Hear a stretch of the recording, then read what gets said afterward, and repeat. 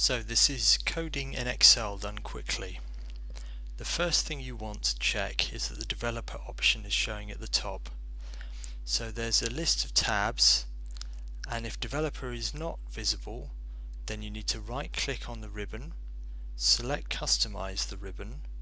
and on the right hand side of this resulting Excel options window, put a tick next to the developer option. When you hit OK, the developer tab should appear at the top here,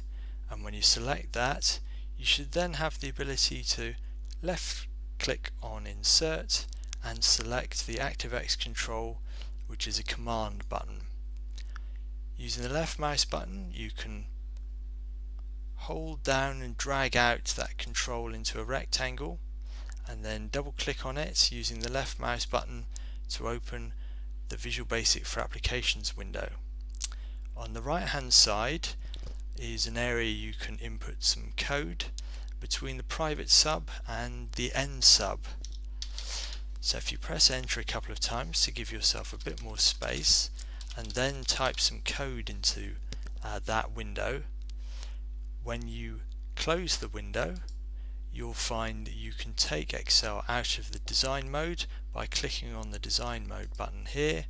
and when you press the command button using the left mouse button, a little window will appear with a message.